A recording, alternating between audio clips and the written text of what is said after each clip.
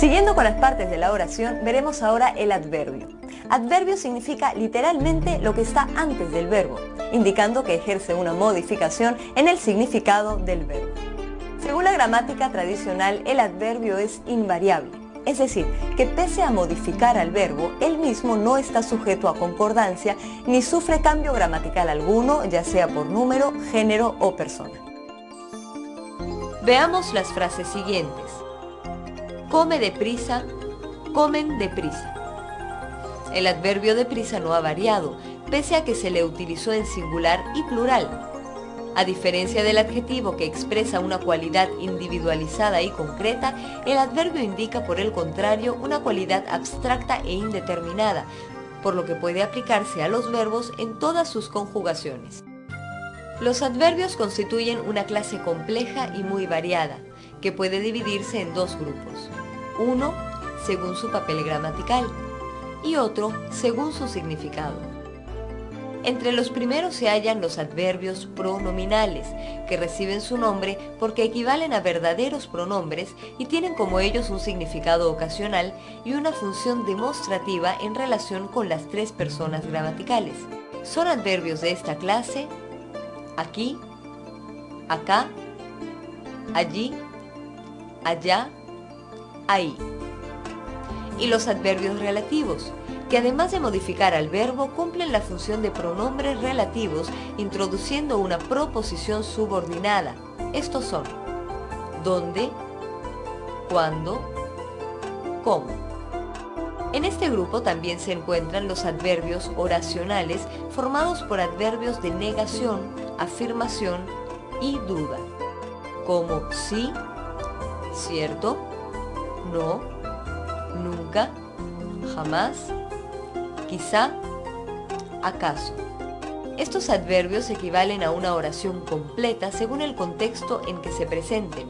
Por ejemplo, cuando alguien pregunta, ¿quieres más?, y se responde con el adverbio sí o quizá. En ambos casos, la respuesta es una oración completa. Según el significado, los adverbios pueden ser de lugar, que indican situación o posición, como aquí, acá, lejos, dentro, fuera y similares. De tiempo, que expresan temporalidad, como hoy, mañana, mientras, todavía. De modo, cuando indican modalidad o su terminación lleva la partícula mente. Por ejemplo, bien, mal, duramente, fácilmente. De cantidad, por ejemplo, mucho, poco, algo, demasiado. De orden, como primero, sucesivamente, últimamente. De afirmación o negación, por ejemplo, sí, también, claro, no, nada, tampoco. Ahora hablaremos de otra parte de la oración, la preposición. La preposición es una palabra invariable que enlaza otras dos palabras, explicando el significado que existe entre las mismas. Por ejemplo, en la oración un jarrón de porcelana podemos observar que las partículas un y de unen las palabras jarrón y porcelana, identificando específicamente el sentido que tiene jarrón dentro de la oración.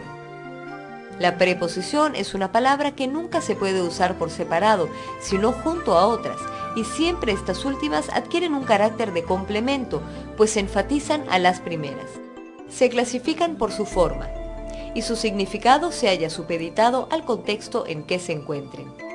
En este sentido, se puede hablar de preposiciones simples, cuando están constituidas por una sola palabra, cuya serie completa según la gramática tradicional es la siguiente: a, ante, bajo, cabe, con, contra, de, desde, en, entre, hasta, hacia, para, por, según, sin, so, sobre, tras. Cada preposición expresa un cierto sentido. Por ejemplo, la preposición a indica dirección, va a Pekín. La preposición bajo indica por lo general sumisión, como cuando decimos bajo el reinado de, o la preposición para expresa finalidad, por ejemplo, para el resfrío. El otro tipo de preposiciones son las compuestas. Estas se forman por dos preposiciones que van unidas como si se trataran de una sola. Entre las más comunes tenemos al grupo a por, de a, de por, de entre y desde por.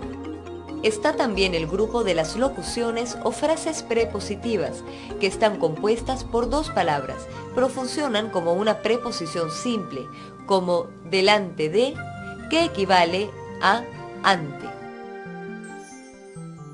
Podrás encontrar mayor información sobre este tema en el libro de la Biblia de la Gramática de Lexus. Y si quieres repasar nuevamente esta lección, recuerda que en cualquier momento podrás acceder a esta clase 4 desde el menú principal.